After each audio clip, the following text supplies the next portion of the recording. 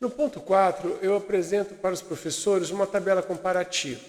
Arianismo, natureza do Filho. O Filho é a primeira e mais alta criação de Deus, mas não é Deus por natureza. Atanásio, o Filho é eternamente gerado da essência do Pai. Ele é Deus de Deus, separando gerado de criado. Relacionamento eterno. Houve um tempo em que o Filho não existia. O Pai precede o Filho. Esse é o pensamento ariano. Atanásio defende que Jesus é eterno. O Filho é coeterno com o Pai. Não há Pai sem o Filho, não há Filho sem o Pai. No que tange à essência, Ário diz heterousios, substância diferente do Pai, ou substância semelhante para homoiosos. Já o credo Atanásio, que depois será convertido credo nicênico, dá a mesma substância que o Pai. Divindade de Jesus. Para Ário, Jesus é divino por graça ou adoção, devido à sua obediência perfeita. Ele recebe a divindade do Pai por merecimento. Já para Atanásio, Jesus é Deus por natureza. No princípio era o Verbo estava com Deus, o Verbo era Deus. Jesus é Deus por natureza e essência, compartilhando todos os atributos do Pai. No que tange à mutabilidade, sendo uma criatura, para Ário, Jesus era tecnicamente capaz de mudar ou pecar, embora não o fizesse. Já para Atanásio, Jesus é imutável, sua santidade é parte da sua natureza. Muito bem. Propósito de encarnação. Para Ário, Jesus encarnou para ser um exemplo moral, alguém que sirva de um estímulo, uma motivação. Jesus veio para nos ensinar o caminho da obediência através do seu exemplo, como criatura fiel. Para Atanásio, Deus se fez homem, pois essa era a única forma para que o homem pudesse ser feito filho de Deus. Só Deus poderia morrer no lugar dos pecadores e oferecer um sacrifício de si mesmo, a fim de que a santidade da divindade não fosse profanada quando o pecador arrependido buscasse o perdão pelo sangue do Deus vivo que morreu na cruz em nosso lugar. Interpretação bíblica. Ário, ele é literalista com manipulação de textos. Por exemplo, ele descontextualiza uma parte do texto, cria um pretexto e constitui assim uma interpretação particular enviesada. Por exemplo, quando Jesus disse em João 14:28, o Pai é maior do que eu. Momento nenhum, Ário contextualizou que aquilo ali era em relação à condição humana de Jesus. Então, Ário não contextualiza, ele seleciona textos e os manipula de acordo com a sua conveniência e projeto de poder político.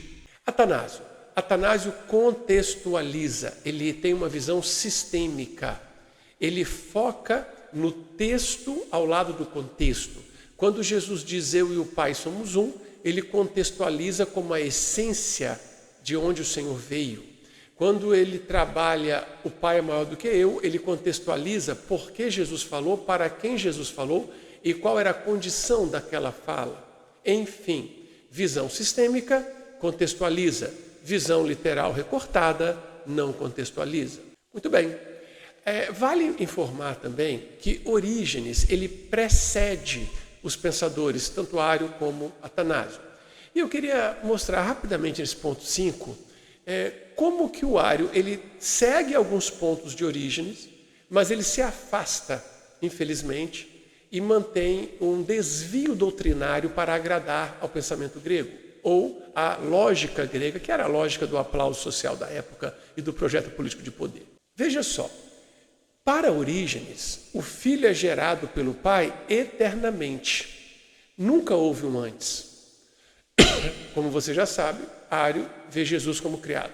Bom, do ponto de vista da divindade, Orígenes também tinha esse problema da hierarquia.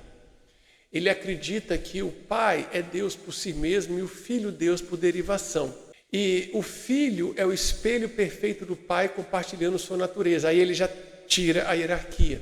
Também trabalha com sentidos espirituais por trás das palavras.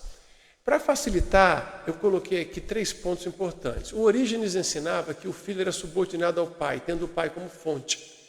Porém, fica claro em alguns textos que ele também está se referindo à encarnação de Jesus. Ário pegou essa hierarquia e a levou ao extremo. afirmando que se há hierarquia, então o Filho não pode ser da mesma substância. Só que há uma hierarquia funcional, derivada do aniquilou-se a si mesmo, necessário para a encarnação legítima. Porque Jesus, não encarnando legitimamente, não está apto a morrer no lugar dos pecadores. E se não conservar sua natureza santa, ele também não vai ser apto para oferecer o sacrifício justo pelos injustos. Continuando, no momento geração eterna. Continuando, no momento geração eterna. Esse foi o ponto onde Orígenes e Ario se separam definitivamente. Orígenes dizia que Deus sempre foi pai, logo sempre teve um filho, geração eterna. Ario achava isso impossível logicamente. Para ele, um pai deve obrigatoriamente existir antes de um filho. O destino das ideias. Orígenes nunca foi condenado em vida e influenciou tanto Atanásio quanto arianos. Já Ario tornou-se o rosto da heresia no Concílio de Nicéia. Podemos dizer que Orígenes tentava manter o mistério. Jesus é Deus e o Pai é a fonte no sentido da encarnação. Enquanto Ario tentava resolver o mistério com lógica grega. Se o Pai é a fonte, então ele tem que ser superior. Orígenes defende que Deus é a essência espiritual absoluta e imutável, a unidade original, de quem também deve se pensar como ser vivo original e eterno Criador. Dele surge o Logos eternamente como sua imagem. Pelo Espírito, a natureza divina é estendida à Trindade.